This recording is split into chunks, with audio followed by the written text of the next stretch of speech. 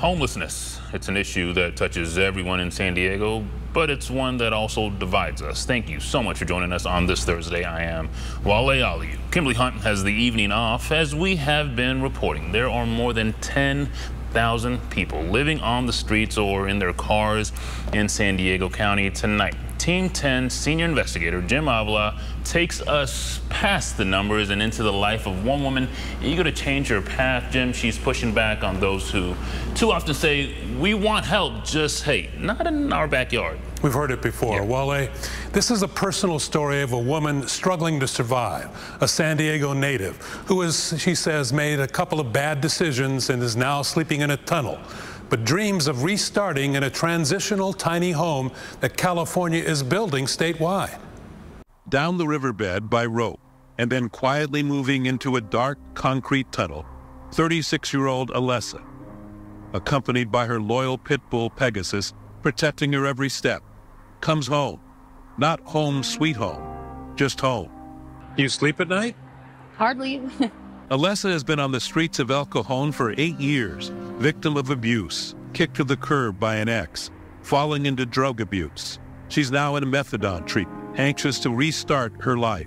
A couple of bad decisions, she says, and Bad things happen to good people all the time. Alessa's connection to the outside world is her phone. At first glance, it may not look like much. Where she watched a story on ABC 10 about the county's effort to build new tiny homes for the unhoused in nearby Spring Valley. Yes, we want to help the homeless, but this isn't the way to do it. She was shocked by the community's sharp reaction.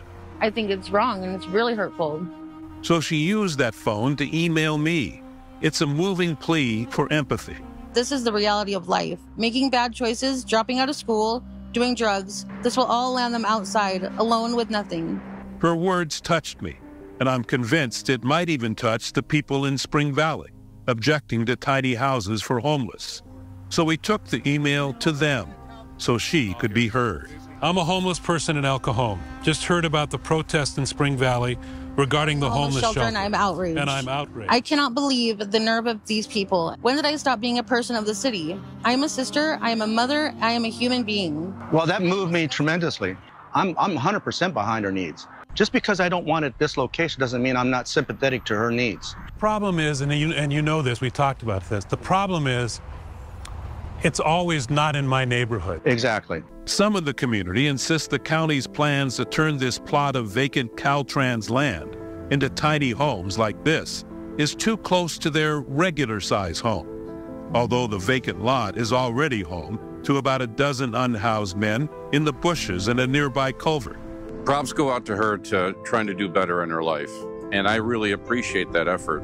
We're not against the homeless. We want them to have help as well.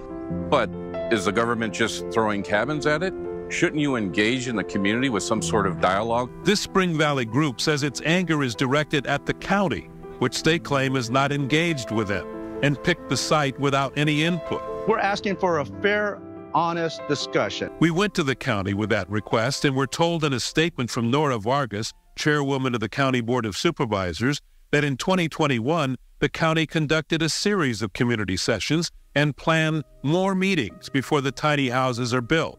In the meantime, Alessa wants all to know how much she wants to move out of this culvert and into a permanent home. It would make a really big difference. Her life in the dark, deep in a tunnel, is not where Alessa ever thought she would end up. There's no sun. No, there's no sun, but there's light at the end of the tunnel. And you look out at that light once in a while? All day. And with that, she walked back into the darkness. Jim.